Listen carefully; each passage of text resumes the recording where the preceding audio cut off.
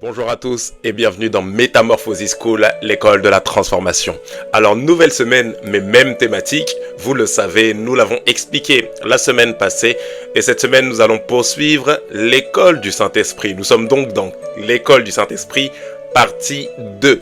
Et cette semaine, nous allons particulièrement aborder cette sous-thématique, dans cette grande thématique qu'est l'école de l'Esprit, à savoir comprendre et marcher dans la direction divine. Parce que bien évidemment, lorsque le Saint-Esprit vient dans nos vies, il joue un peu ce rôle de GPS que nous allons comprendre tout au long de cette semaine, ce rôle de boussole qui nous oriente vers l'accomplissement du plan que Dieu a en réserve pour chacun d'entre nous.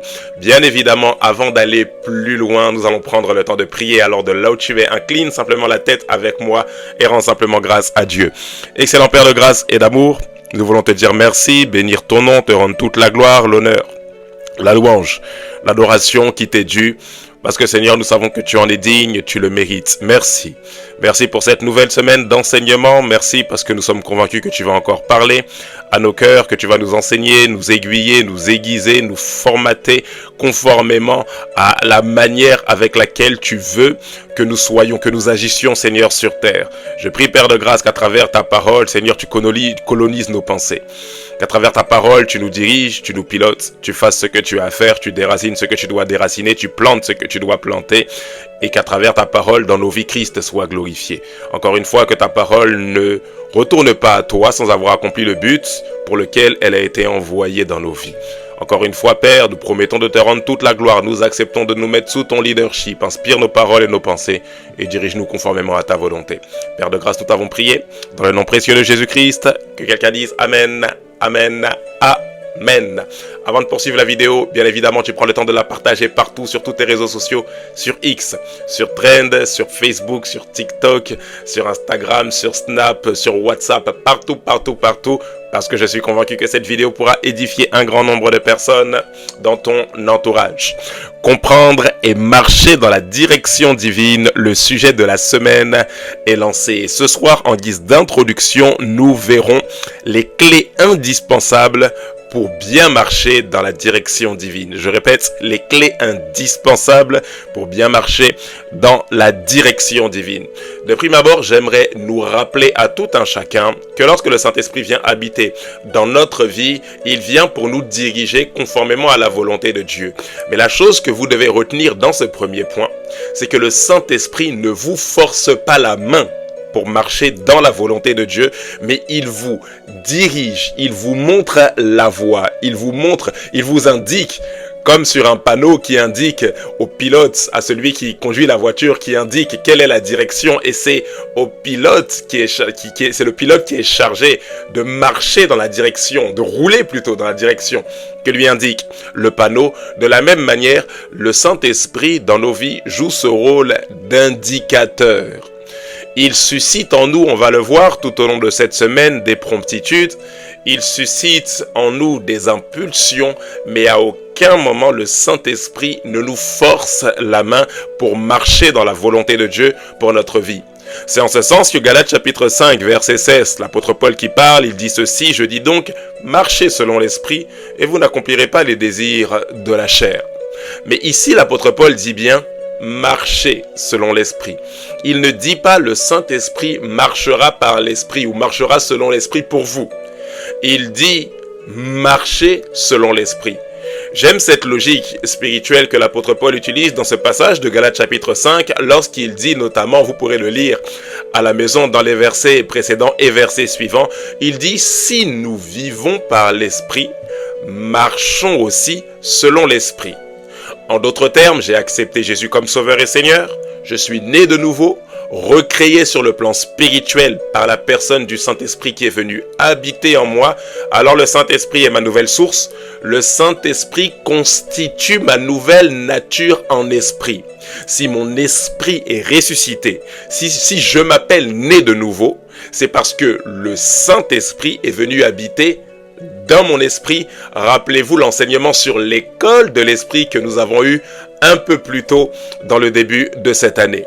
Le Saint-Esprit venant habiter dans mon esprit, dans ma nature spirituelle, alors je suis né de nouveau. Ainsi, on peut le dire, je vis selon l'esprit. parce que c'est l'Esprit Saint qui est ma source de vie. Mais si c'est l'Esprit Saint qui est ma source de vie, alors je dois accepter de me laisser conduire par cet Esprit Saint qui est devenu la source de ma vie. J'espère que jusque-là vous me comprenez. Qu'est-ce que vous devez comprendre ici? Le Saint-Esprit ne vous forcera pas à rentrer dans les plans que Dieu a en réserve pour vos vies. Vous devez comprendre une chose: recevoir une direction divine est une chose, mais marcher dans la direction divine requiert de l'intentionnalité.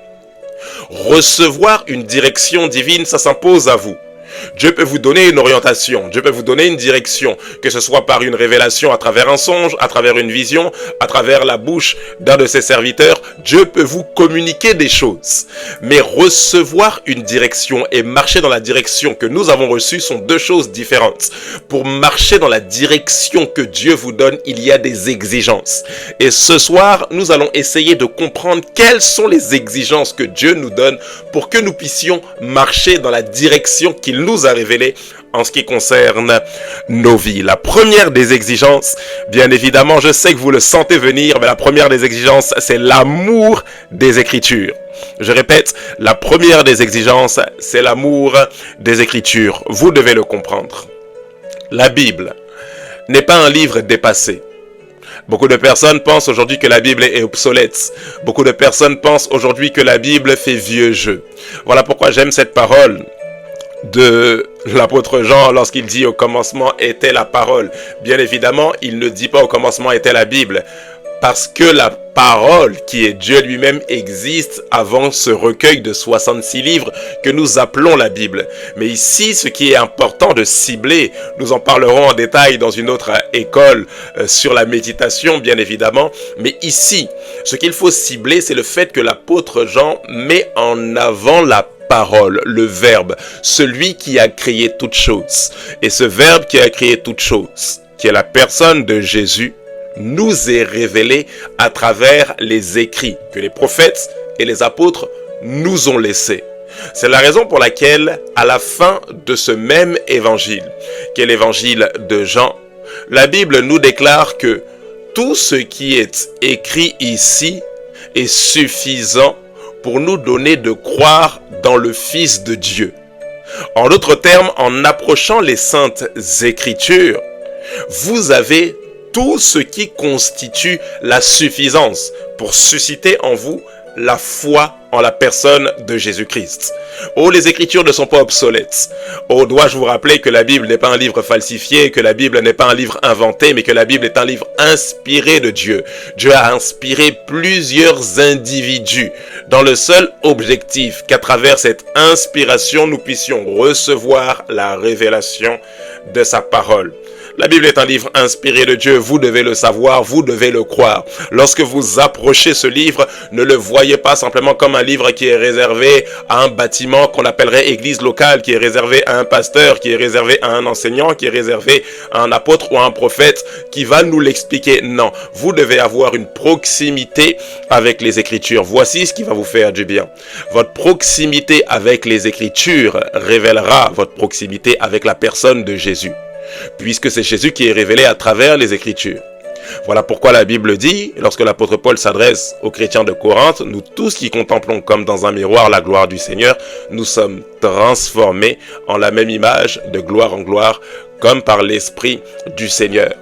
Alors ici, contempler le Seigneur comme dans un miroir, l'apôtre Jacques nous l'explique très bien. Le miroir, bien évidemment, c'est celui de la parole. Parce que celui qui plonge ses regards dans le miroir de la parole, mais qui ne corrige pas ce qu'il y a à corriger, est semblable à une personne qui se regarde dans le miroir et qui voit son reflet et qui oublie le reflet qu'elle a vu d'elle avec toutes les imperfections à corriger, tous les défauts du matin, le fait qu'il y a peut-être des marques ici sur le visage, etc. Le fait qu'il y a peut-être la coiffure qui n'est pas bien faite. C'est exactement la même chose avec la parole de Dieu. Plus vous êtes proche des Saintes Écritures, plus vous êtes proche de la Bible, oui je le dis, plus vous êtes proche de la Bible et plus ça révèle l'intimité ou la proximité que vous aurez avec le Seigneur, puisque c'est le Seigneur qui est révélé à travers ces saintes écritures. Oh, j'ai une question pour vous. Est-ce que vous voulez la révélation de Christ? Vous aurez la révélation de Christ d'abord en vous approchant des saintes écritures. Vous devez aimer la parole de Dieu. Vous devez aimer lire la Bible, aimer écouter des enseignements. Écoutez notamment les enseignements de votre assemblée locale. Si vous avez une église locale, vous devez vous abreuver de la parole de Dieu. Vous devez vous abreuver de ce que le Seigneur dit à travers ses écrits. Vous ne devez pas chercher d'abord des grandes prophéties, mais vous devez plonger vos regards dans la prophétie déjà révélée à travers les saintes écritures. Notez que les saintes écritures vous donnent un panel de paroles prophétiques qui vous annoncent à l'avance des choses dans le seul but de vous orienter sur l'attitude que vous devrez adopter lorsque ces choses se présenteront à vous. Je le répète, la parole ou la Bible nous donne un panel de paroles prophétiques prononcées par le Seigneur lui-même, prononcées par les apôtres, prononcées par les prophètes, qui nous donnent une orientation. Ces paroles prophétiques nous donnent une orientation afin que au moment où ces paroles commenceront à s'accomplir sur la terre, nous ayons l'attitude qui correspond à l'orientation divine que le Seigneur veut donner à ses disciples, veut donner à ses enfants. Je vous donne un exemple. Jésus l'a annoncé d'avance, on l'a vu dans l'école de l'Apocalypse, comprendre l'Apocalypse, lorsqu'il parle d'une foule de faux prophètes, de faux enseignants qui s'élèveront et qui séduiront beaucoup de gens, et que à cause de cela, l'iniquité se sera accrue et l'amour du plus grand nombre se refroidira.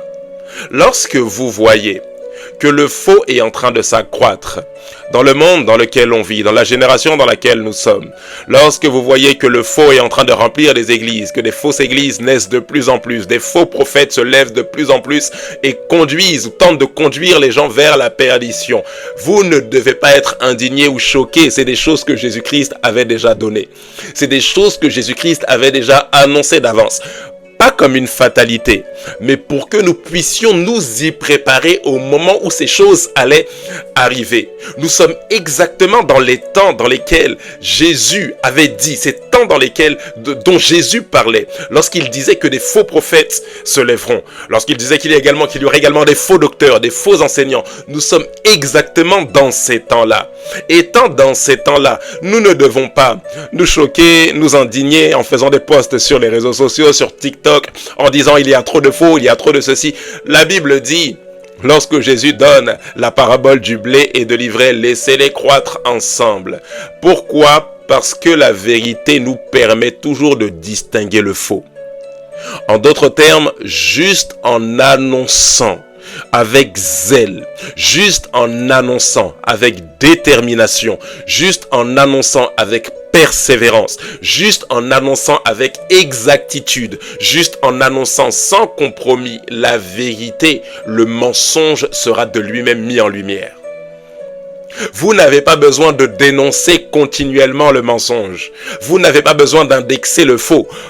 Parce qu'en indexant systématiquement le faux, vous tournez les regards, vous attirez l'attention sur le faux. Non. Annoncez davantage le vrai.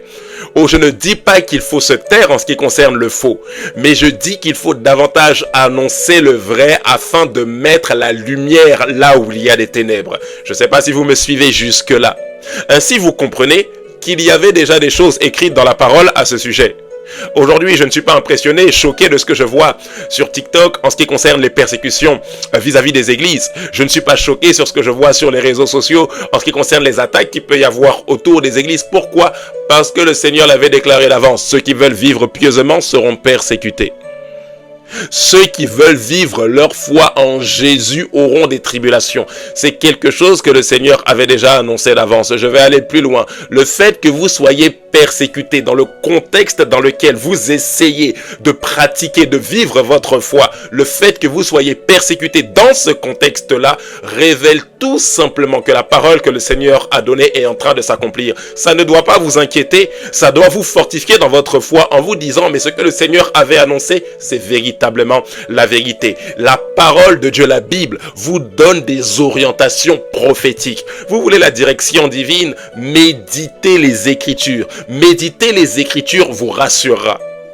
Ainsi, quand les choses se passeront, vous serez rassurés. Pourquoi? Parce que vous saurez que ces choses, votre Seigneur les avait annoncées. Enfin, notez que les Saintes Écritures, et ça nous emmène à bifurquer sur notre deuxième point, les Saintes Écritures construisent en vous le caractère de Christ.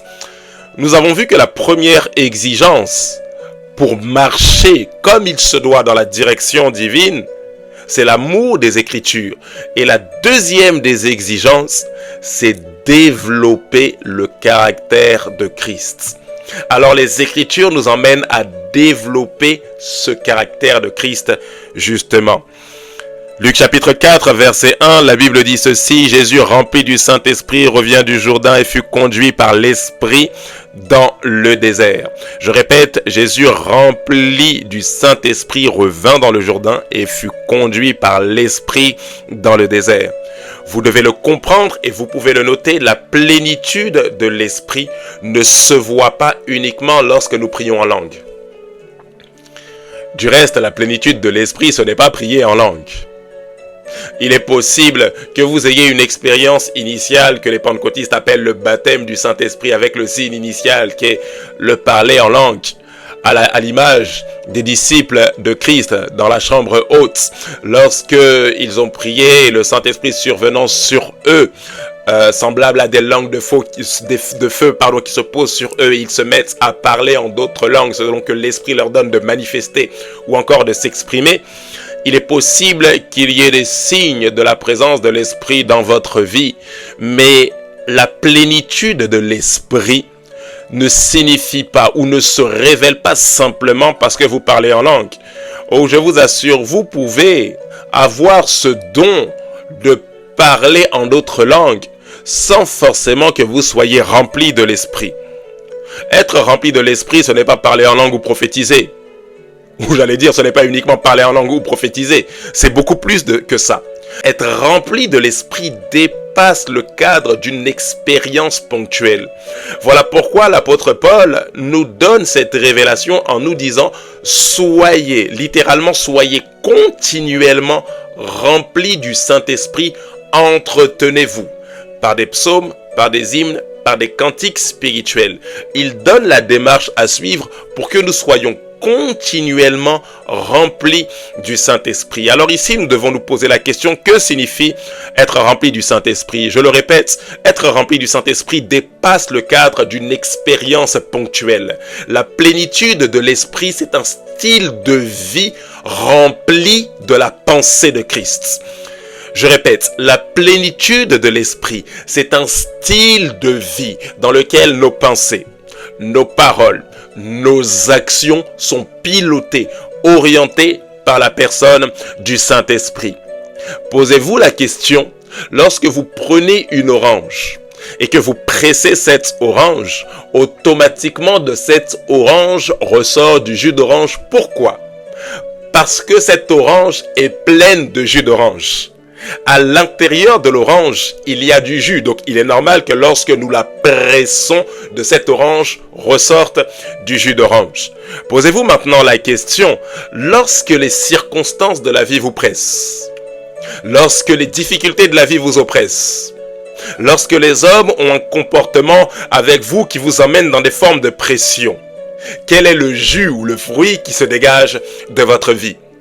Vous savez que vous êtes rempli du Saint-Esprit lorsque vos actions, vos paroles, vos pensées sont dirigées et pilotées par la personne du Saint-Esprit. Ainsi, vous comprenez qu'il y a un lien qui est étroit entre le fait d'être rempli et le fait d'être conduit. C'est la raison pour laquelle la Bible dit que Jésus, rempli du Saint-Esprit, revint du Jourdain et il fut conduit par l'Esprit. Ainsi, vous comprenez le parallèle entre la plénitude et la conduite de l'Esprit.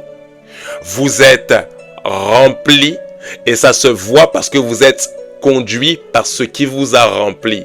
En d'autres termes, vous ne pouvez pas dire que vous êtes plein de l'Esprit Saint si vous êtes encore rempli de manifestations de colère. Vous ne pouvez pas dire que vous êtes plein de l'Esprit Saint quand bien même vous parlez en langue, quand bien même vous criez, vous chantez en langue.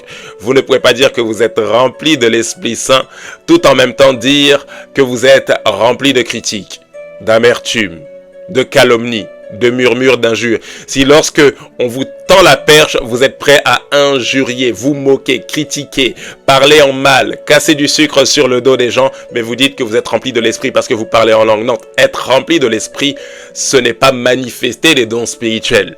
Parce que les manifestations de l'esprit sont ponctuelles, mais la plénitude de l'esprit est continuelle. Ainsi, vous comprenez que dans le cadre de la direction divine, vous savez que vous êtes dirigé par Dieu lorsque vos actions sont conduites par Dieu. Vous savez que vous êtes dirigé par Dieu lorsque le Saint-Esprit a réussi à prendre le contrôle de votre cœur. Lorsque le Saint-Esprit a réussi à prendre le contrôle de votre caractère. Alors vous comprenez ici que la plénitude de l'Esprit ou développer le caractère de Christ constitue le deuxième facteur ou le deuxième élément déterminant ou la deuxième exigence indispensable si vous voulez bien recevoir et bien marcher dans la direction divine. Rappelez-vous toujours que Dieu peut vous parler, mais votre caractère peut vous faire passer à côté de ce que Dieu vous a dit. Vous pouvez être merveilleusement enseigné. Vous pouvez être merveilleusement orienté par la personne du Saint-Esprit. Le Saint-Esprit peut vous donner des puissantes révélations. Mais si votre caractère ne s'aligne pas sur ce que Dieu vous a dit, alors votre caractère vous fera avorter le plan que Dieu avait en réserve pour votre destinée. J'allais dire, écrit avec moi, je dois développer le caractère de Christ. Oh, vous pouvez le noter, si vous êtes rempli de l'esprit, ça se verra à travers votre vie. Lorsqu'on parle de la direction divine, vous devez comprendre que la direction divine, ce n'est pas juste Dieu qui veut nous révéler ses plans, mais c'est Dieu qui veut nous conduire dans les plans qu'il nous a révélés. Alors, lorsque Dieu veut nous conduire dans les plans qu'il nous a révélés, il doit obligatoirement construire son caractère, parce que c'est le caractère de Dieu, ce caractère stable qui ne vacille pas au gré des circonstances de la vie, au gré du comportement des hommes. Le caractère de Dieu nous emmène à rentrer dans les plans de Dieu. Dernier point pour ce soir, en ce qui concerne les exigences par rapport à la direction divine. Et le dernier point, c'est développer sa sensibilité spirituelle. Développer sa sensibilité spirituelle. Je vous ai dit en premier point que l'amour des Écritures est indispensable. L'amour des Écritures est indispensable si vous voulez bien comprendre et bien marcher dans la direction divine. Vous devez aimer la Bible, vous devez aimer la parole de Dieu, la prophétie déjà révélée. Mais vous devez comprendre une chose, la personne du Saint-Esprit aussi est indispensable.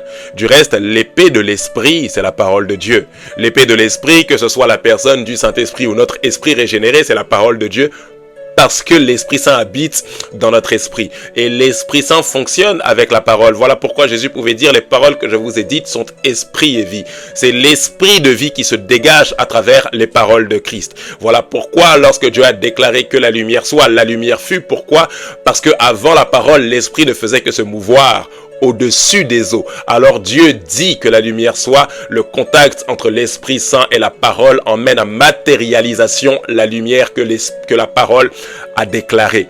Ainsi, vous comprenez qu'il existe un lien étroit entre la parole et l'esprit. Voilà pourquoi la Bible dit que l'esprit, le témoignage de Christ, c'est ça l'esprit de la prophétie. Voilà pourquoi Allos Parakletos, l'autre consolateur de la même nature que moi, suit le même chemin que moi. En d'autres termes, le Saint-Esprit suit également le même chemin que Christ. Quel est ce chemin? Donner de la gloire au Père, donner de la gloire à Dieu. Il existe un lien étroit entre la parole et l'esprit et il vous faut les deux.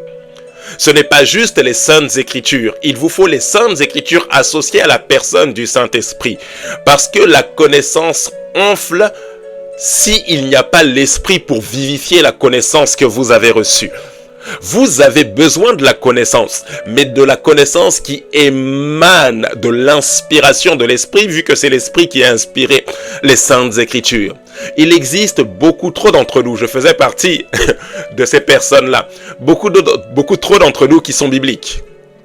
Beaucoup trop d'entre nous sommes trop souvent bibliques, mais très peu de fois nous sommes spirituels. Oh, vous pouvez être biblique sans pour autant être spirituel. La question que je vous pose ce soir, c'est est-ce que vous êtes bibliquement spirituel? La question que je vous pose ce soir, est-ce que vous n'êtes pas un peu trop biblique?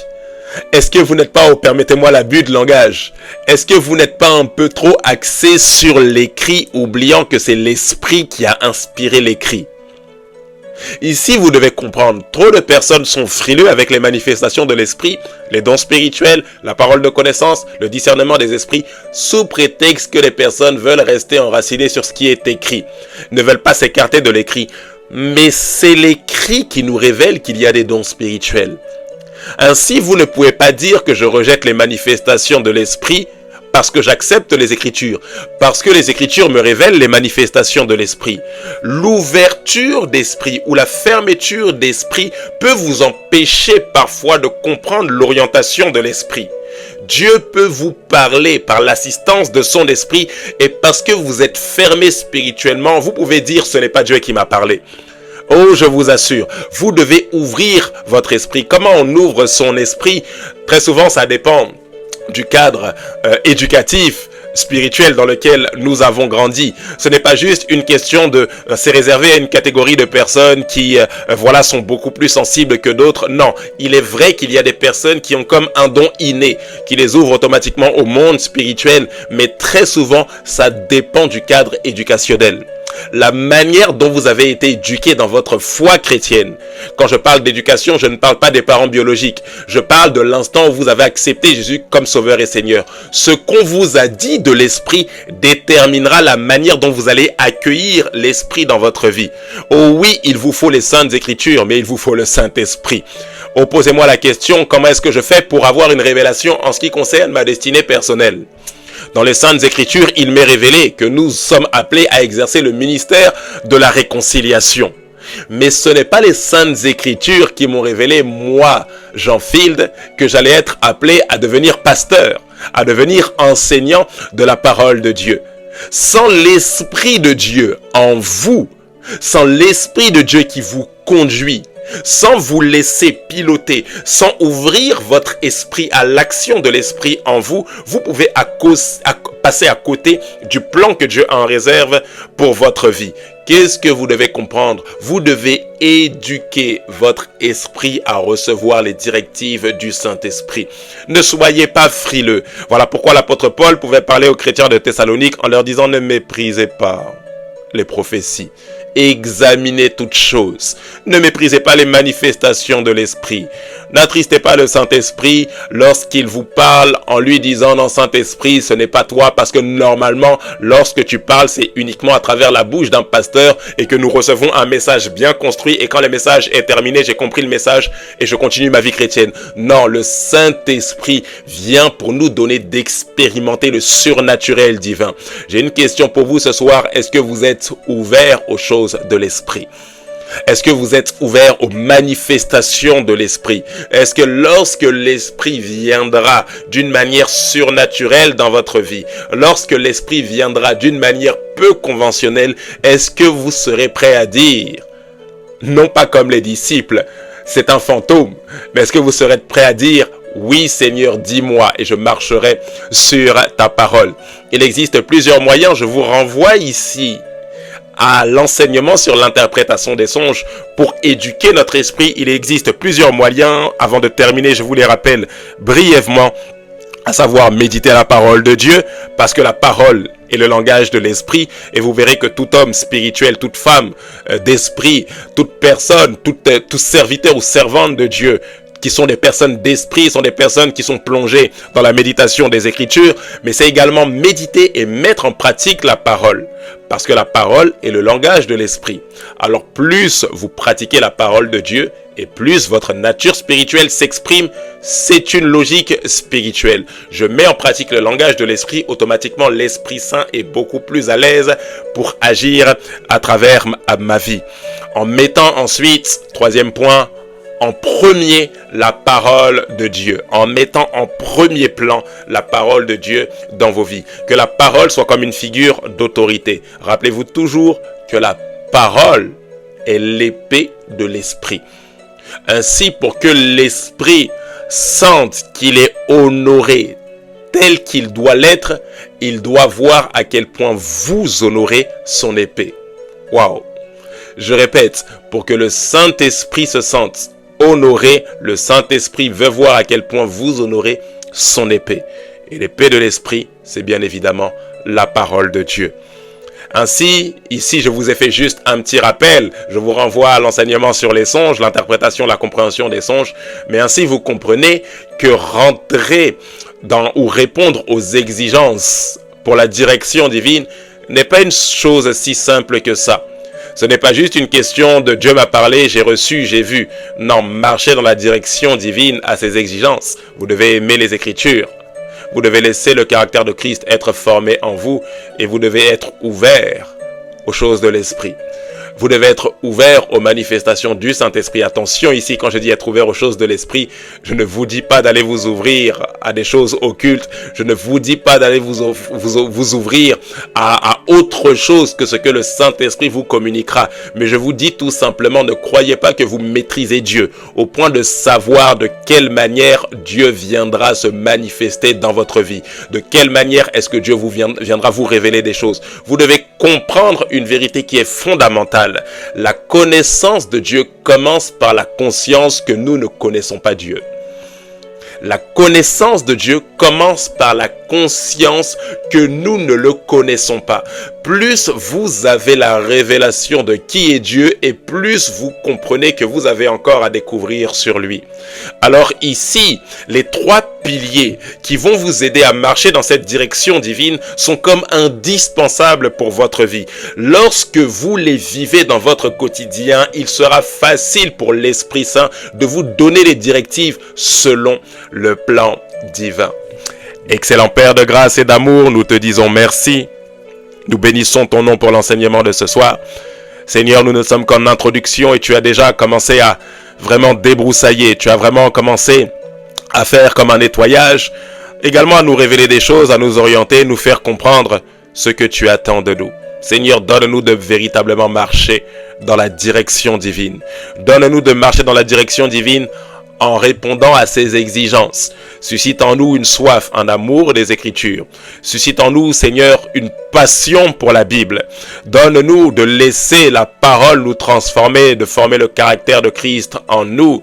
Et donne-nous, après que nous ayons été formés, enracinés dans le caractère de Christ, donne-nous de laisser l'Esprit Saint nous piloter comme bon lui semble. Seigneur, illumine les yeux de nos cœurs, comme l'apôtre Paul pouvait le dire, afin que nous soyons davantage sensibles. Aiguise notre sensibilité spirituelle afin de ne pas manquer la direction que le Saint-Esprit veut nous donner. Emmène-nous encore plus loin pour la session de demain. Parle-nous, enseigne-nous, éduque-nous, Seigneur, et donne-nous, à travers ta parole, de rentrer dans ta volonté. Nous te disons merci, Père. Nous élevons ton nom, nous te rendons toute la gloire. Dans le nom précieux de Jésus-Christ, nous t'avons prié. Que quelqu'un dise Amen. Amen, amen. Très bonne soirée à vous. Je vous donne rendez-vous demain pour la suite de cet enseignement. À très bientôt avec Métamorphosis School, l'école de la transformation. Que Dieu vous bénisse. Bye bye.